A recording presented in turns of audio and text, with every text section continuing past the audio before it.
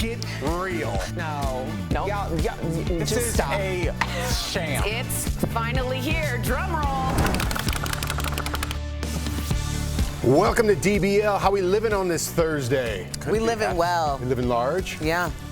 I've always liked Thursday nights. This is like, I don't know. College night. It's, well, yeah, first of all, that sounds really creepy coming from guys our age. But I still remember, it's 25 years ago. I'm like, Thursday night. Yes, that's that was the the night. official start of the Quarter weekend. Friday pitchers. was for old people. Thursday's when you got to go when you were young. Yeah, quarter Yes. pitchers. Remember. Or quarter pints. But there was a penny pitchers like on that Broadway street though. At Hamilton's? Before Hamilton's. Jeff and I used to kick it together before we knew it. At the same places. Why are these 25-year-old memories coming back? All right, let's get to it, guys. Harrison Ford isn't a fan of therapy or Botox, apparently. They go hand in hand. Harrison told the Hollywood Reporter that even though he plays a therapist on his new show, Shrinking, he doesn't go to therapy. He said he doesn't need to because, quote, I know who the bleep I am at this point. Harrison, who is 80, also revealed there were a bunch of old jokes in the new Indiana Jones script, but they were taken out because he didn't want Indy's age to become a punchline.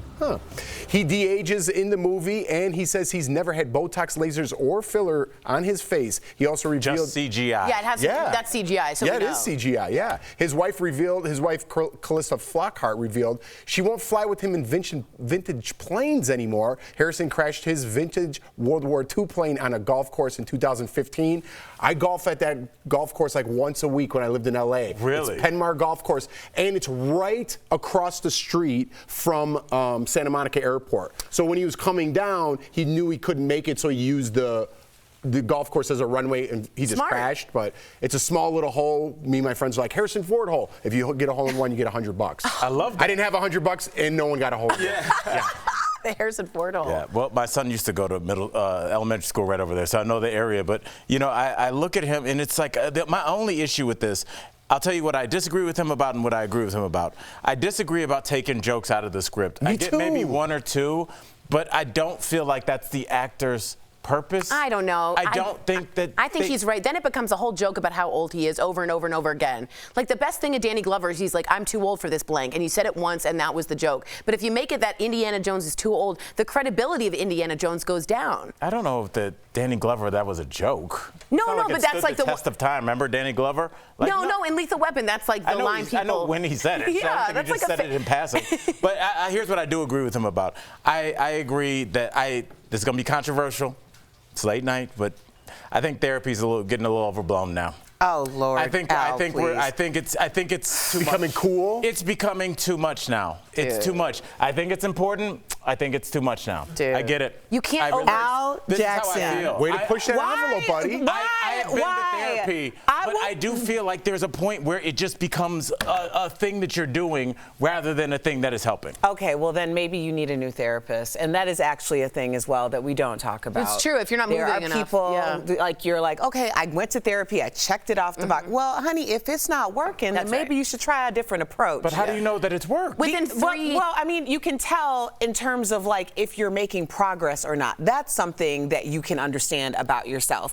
I don't think that people who go to therapy just don't know themselves. I think that people who go to therapy have a lot of diverse reasons for going to therapy. Maybe you know yourself a little too well and you're trying to figure out how to manage yourself just like everybody else trying to manage being around you. I don't know. But when it really comes down to it, if you have a therapist that isn't moving you along in terms of progress, then it's okay to be like, hey, this time has been great. I'm going to find somebody who makes more sense for me. I did it. I've done it a couple of times. I've done therapy. He I'm kept calling me pro-therapy. Troy.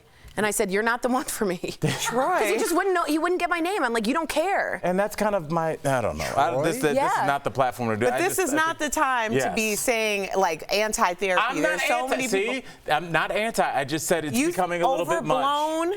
It's a little much. I feel like it's the dominating. No, it's not a conversation little piece. much because there are a lot of people out there Jeff, who, come one, save don't me. have the access or resources for therapy and still very much need it. And in their cases, it's not overblown. So let's be mindful of what we're saying about mental for the health. individual. You're a I'm just terrible saying. person. I'm just saying, it can get out of control. Boo, That's all I'm Al. Easy down there, Troy. All right, let's keep going. Ben Affleck knew he was going viral for his sad Ben memes during the Grammys. Ben didn't look impressed during the show and instantly became a series of memes online. So a woman who was a seat filler at Ben and Jen's table, I thought they'd have signed some NDA or something, shared a TikTok video claiming Ben was totally aware that he was becoming a meme in real time. Let's watch. JLo showed Ben Affleck the phone and was like, oh my God, honey, look at this meme circulating about you. And he was like, oh God, this again. Like, he knew during the performance that he was a meme. Like, he knew, and he also chose just not to change his expression. Like, I love how unbothered that is. But they were super lovey-dovey, like their hands were always intertwined. I don't know how to describe it, but they just were. So it wasn't like, oh my God, this is gonna lead to divorce. Like, they were cute. You described your hands intertwined as holding hands. That's how you describe that. Also, I didn't hear a word she said just because of the camera angle. Like, I hated it. Well, who's she looking at behind her? It looks like I've been knocked to the floor and she's giving me CPR or something. Like, hold your phone. What were you talking about? Here's the thing. Exactly. Where way you are right now in this moment, Al. That's hilarious. Where are you? Also, I don't like this snitching culture. I don't either. I don't like this snitching culture. Seriously, in all seriousness, wouldn't you have to sign an NDA or something if you're a seat filler around all those people? I would think so. Apparently not. Yeah, Just a seat filler. Yeah, I was a What do you seat mean filler. you're hearing some inside information? Yeah, I was a seat filler at the Oprah show, and That's not the same. It was Kanye You're not West. getting in, you're getting more outside the circle information. If you're on the inside of the circle, I sat between Kanye's mother and father. The little blogs that happened at the time thought that he had a secret sister. okay, that's better. Yeah, that is good. Thank you. I just wanted to comment on like how meta. I don't know if you guys know what meta is, but it's like seeing something while it's already happening and kind of talking about it. Like knowing you're becoming a meme as you're becoming a meme. Things are happening so quick that it's strange to me he knew as it was happening in real time that was happening. Like usually it goes to press and then it becomes a thing. It's just how interesting fast pop culture has become. Am I losing everyone? No, and I Yeah, think but he's super famous. Every time he walks out of his house, if he does something, he knows it's going to be front page, right? If he yawns and a Duncan, photog grabs a pic of it, it's going to be me going to work on a Monday morning. Like, almost anything you do now, it almost doesn't matter what you're doing or the context in which it's done. It's just that snapshot of that moment. Right. So I don't know. It makes it, but I didn't like that. I don't like that because, first of all, I thought the seat fillers was a good idea. I thought it was a good aesthetic. But if people keep snitching in real time, it's just going to go back to a bunch of celebrities sitting by themselves. And I like the integration. So that's the only reason I wasn't with that. No more seat fillers. Well, you have to have seat fillers because it's optically better for the shot. I know, but usually there'd be other famous people sitting with them, not random. Well, yeah, but there's a reason. It's not to integrate the people. It's so that there aren't any empty seats at any time. No more seat fillers. That's why they're moving around. Coming up on DBL, our interview with Catherine Pratt. She's talking about being a mom and her marriage to Chris Pratt. And which song are you betting on Rihanna opening the Super Bowl halftime show with? We're going to talk about it, and our guesses next. Our viewers are talking about DBL. Yes! I like that. Leaves me speechless. I'm like blushing. Thank you, thank you. That's emotional. Do I want to sit there and watch them? Yes, I do.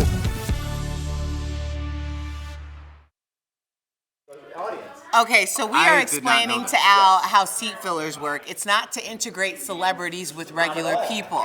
It's because they don't want the shot to look like there are empty seats. So the seat fillers they're there too, everywhere. Talk shows. Aren't those old? Because talk celebrities shows got to go to the bathroom, or they have to present, and they got to leave, or they just want. put somebody in there. Someone comes and fills the It's seat. like a So when you see a dance. wide shot, there's no empty seats, It's a dance. They're constantly and they're all moving hired around. and paid to do this. And anytime there's that makes it so even it's worse not that to she's snitching. integrate. But her whole thing was positive. Yeah, She was giving it them wasn't bad. Positive thing. She wasn't Now being it negative. is. She was like, they were sweet together. Now it is. But what if somebody's like, oh, I can What's your drop a little dirt? take on signing NDAs for something like that, though? You would imagine they would have to. I would imagine, right? I agree.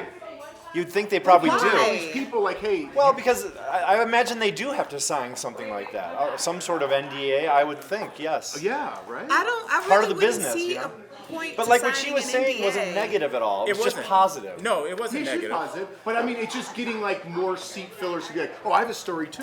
What, you know? what if somebody goes on there and they go, hey, sitting next to Jeff Schroeder at this award show, boy, was he knocking him back.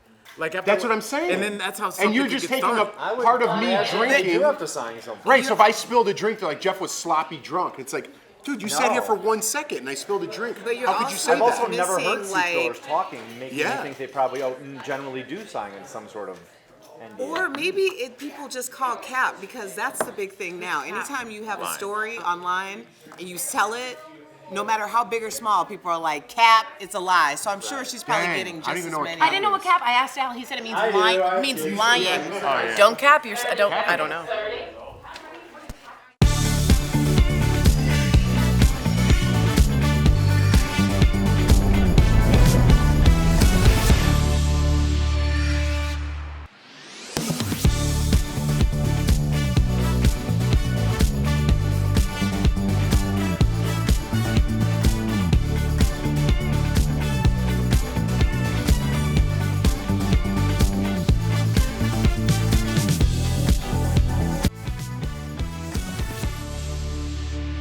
Welcome back. The Super Bowl is this Sunday, and a lot of people are talking about Rihanna and her halftime performance. In fact, some people are even betting on what songs she's going to sing. Let's take a listen to a few. Keep on rocking to it. Please don't stop the music. Only thing that's on my mind is who's gonna run this town tonight. Shine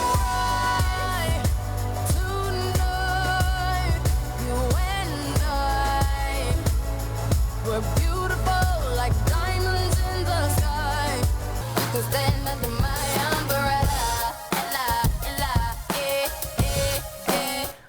So my question to you guys is, I was looking up Rihanna songs, and there's a million of them. I didn't realize how many she had, how many hits, how many bangers, if you will. There you go. So she's got a lot of collaborations with some awesome rappers as well. Will we have a collaboration, and what song do you think she'll start with?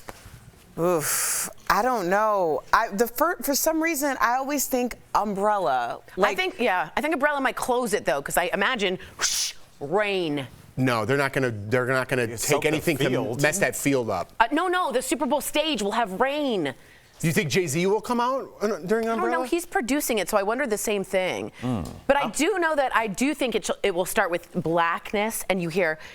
What a prediction. It'll go, hey, Nana, what's my name? Hey, Nana, what's I think my that's a name? good call. And That's a it's good call. Rihanna. I was going to say it was going to be Rude Boy. It's but, Oh Nana. But you. Oh, Nana. Yes. Sorry. Yeah. Hey, Nana.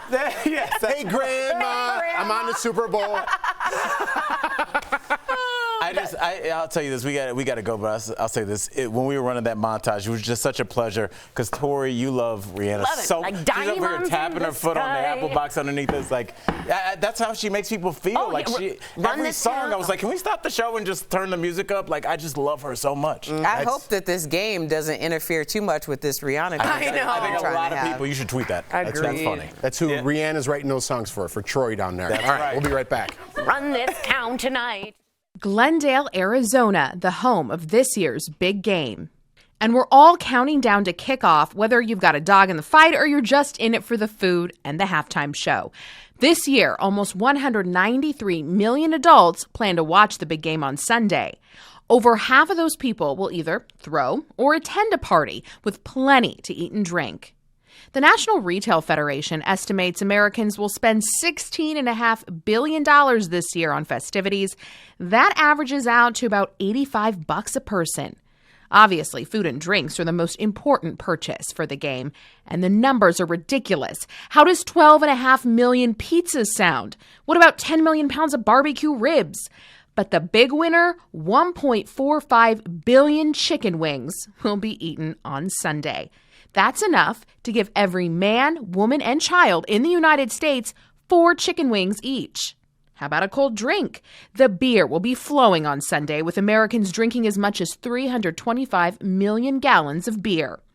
And if you're so lucky to be attending the big game in person in Arizona, Bookies.com estimates the lowest average cost for 2 adults to attend is just over $18,000. That includes tickets, airfare, hotel, parking, and why not throw in a couple hot dogs and beers, too?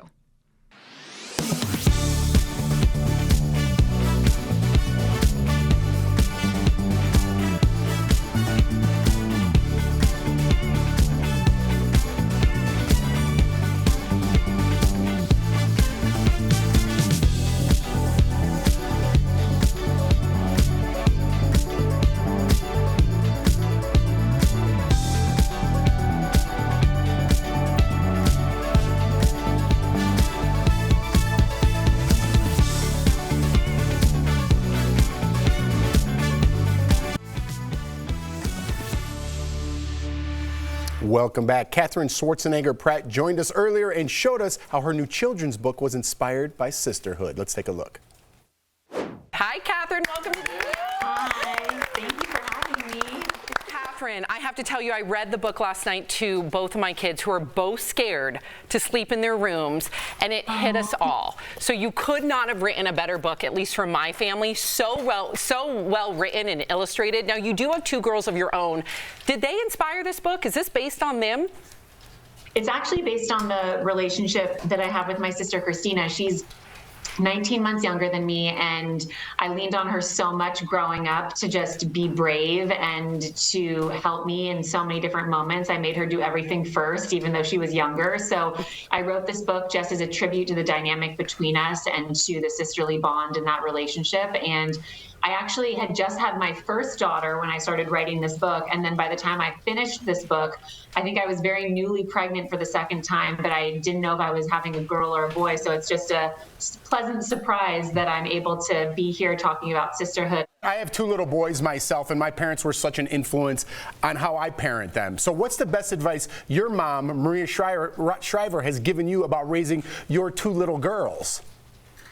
Oh my gosh. I mean, she gives me advice every single day. I'm constantly calling her, asking her for advice on pretty much everything in life. I would say the most amazing advice she continues to give me is just be present and have fun. That was something that my mom always did such an amazing job at when I was little, was that she just always seemed like she was having the most fun time with all of us. Even though I ask her now, I go back and I'm like, were you ever overwhelmed or stressed out with 4 children and a booming career yourself and a marriage and so many other things going on? And she's always like, yeah, there were moments that I was overwhelmed, but she always, as us kids, always say that she just seemed like she was having the most amazing time and loved it. And so to see her now as a grandparent is so special. And I just want to be as present and fun as possible as a mom. That's awesome. I follow your mom on Instagram, and every Sunday she does a Sunday Scaries, and it really helps. Please let her know. No, for real, like for real. You are one of many stars in your family, including your husband, actor Chris Pratt. So who do your daughters take after most, you or your hubby?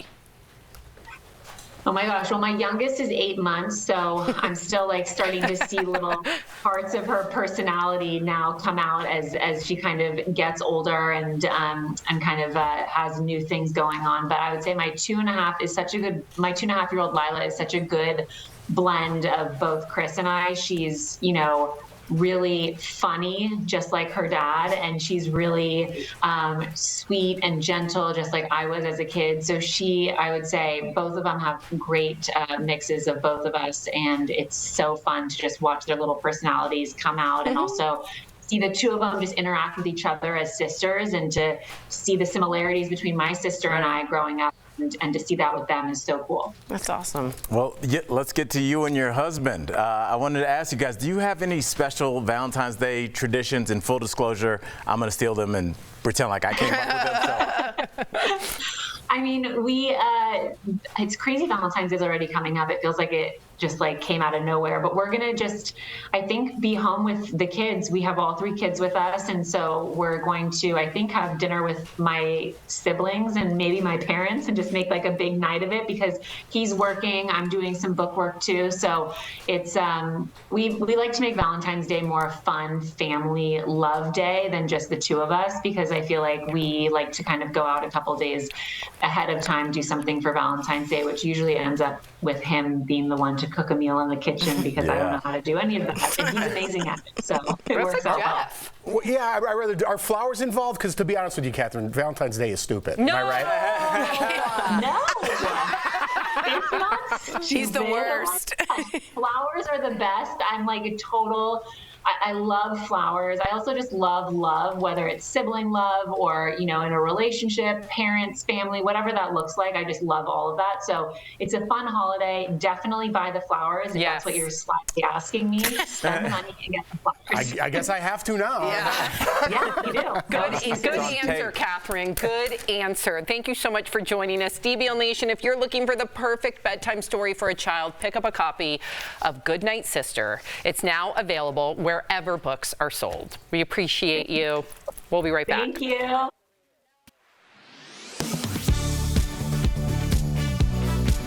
Super Bowl Sunday. If it's anything like last year, a majority of Americans will tune in for the big game. But was last year the most watched Super Bowl ever? Let's verify. These are our sources. In 2022, rating analytics company Nielsen estimated more than 101 million people watched the Rams beat the Bengals. That was about 5 million more viewers than in 2021. But 2022 wasn't the most watched Super Bowl ever.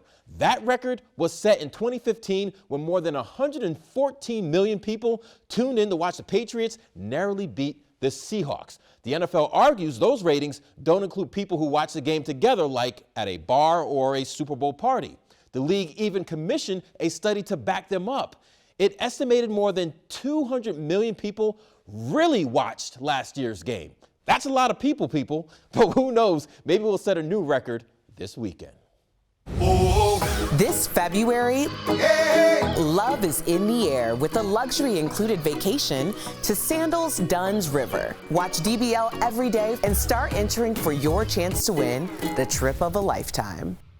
Social media has been lit up and angry over this. Pfizer and Moderna, the manufacturers of the predominant COVID-19 vaccines here in the U.S., supposedly quadrupling the price per shot. Let's go straight to the sources to verify. Do the manufacturers plan to raise the price of their COVID-19 vaccines? Both Pfizer and Moderna confirm yes. According to Kaiser Family Foundation analysis, the government currently pays about $21 per dose of COVID-19 vaccine from either manufacturer. A Pfizer spokesperson says a single-dose vial for patients age 12 and up will be listed at $110 to $130. A spokesperson for Moderna didn't name their price, but calls the Pfizer figure, quote, consistent with the value. Is that how much it will cost us to get the shot?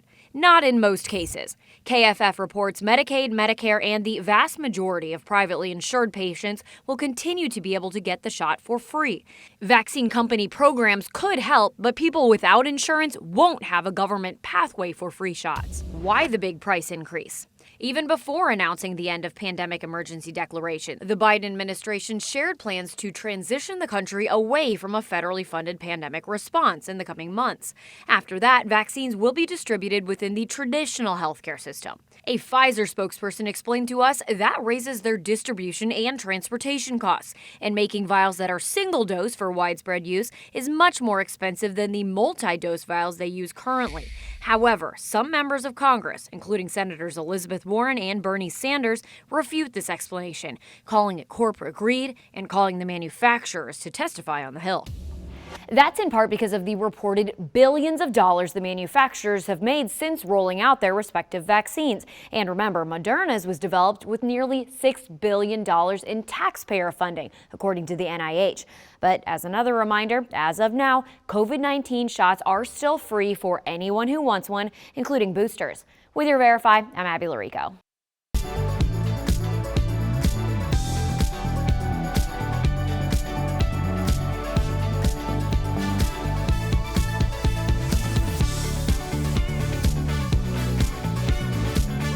Today's Sandals word of the day is rainforest. Watch DBL every day for a word of the day. Then enter at dailyblastlive.com/sandals for your chance to win a 4-day, 3-night escape for 2 to beautiful Jamaica. Welcome back. Who's ready for some sweet deals? Here's today's Deal Blast.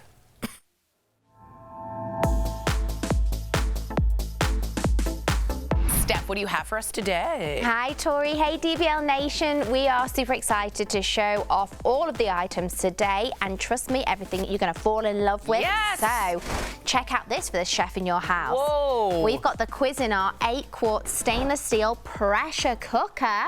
So this deal includes one pressure cooker that is perfect for preparing family-sized meals. Normally, this is $220, but we've got it for just $79.99. Which is saving up to 64%. This will save you time and money. Our next product is the Venri electric heated throw blanket with little foot pocket. Oh, no way. So this deal includes one blanket with a remote that is perfect for this cold weather. Normally, it's $60, but we've got it for just $24.99. That's saving you guys 58%. I don't know about you guys, but my toes get ice cold during the winter. So to have this would be, I'll be extra. Up next, we've got the Anova Precision Port Handheld Vacuum Sealer with Extra Bags bundle. This deal includes 1 sealer Tory with 20 bags. This vacuum sealer is going to help you hit 2 New Year's resolutions: to eat healthier and to save money. Those were on my list. Exactly. So normally this is $76, but we've got it for $29.99, which is saving 61%. That's really good if you're someone who throws a lot away, and I unfortunately do. Now, our last product today is the ANX Audio Sport Headband Headphones. So this deal includes 1 headband available in 8 different colors. It also has a built-in remote, which will allow you to take calls and control your music. It's normally $60, but we've got it for $17.99, which is saving 70%. Brilliant. Brilliant. So head on over to morningsave.com to snag these amazing deals at the lowest prices. Or just scan your QR code that's right on the screen. It will take you directly to these products on Morning Save's website. Steph, thank you so much. All right, guys, before we go, we'd like to take a moment to remember Burt Bacharach, who died yesterday at his home in L.A. He was 94 years old. He was a well-known composer, conductor, and record producer, and even sang occasionally. He won 2 Academy Awards for Best Song and was responsible for a number of hit songs. Here's a little compilation. Raindrops keep falling on my head, but that doesn't mean my eyes will soon be turning red. I say a little prayer for you, forever, forever, you stay in my heart and I'll be loving you. What the world needs now is love, sweet love. Keep smiling, keep shining, knowing you can always count on me. Wow, I had no idea he wrote all those songs. Yeah. So amazing. And if you didn't know, Dionne, as you could see, Warwick was his muse, and they wrote together, and she made them, a lot of them, super famous. You didn't know he was the one behind it all. Yes, I was just telling Tori, I was like, oh, well, there's my new vinyl. I don't like to have the same stuff on digital I have on vinyl. It's going to be Best of Dionne Warwick. Absolutely. I'm embarrassed I don't have it already. Get 2. Oh, got you, girl. I'll Venmo you. Yes. All right, DBL's new every day. We'll see you guys tomorrow, same time, same place.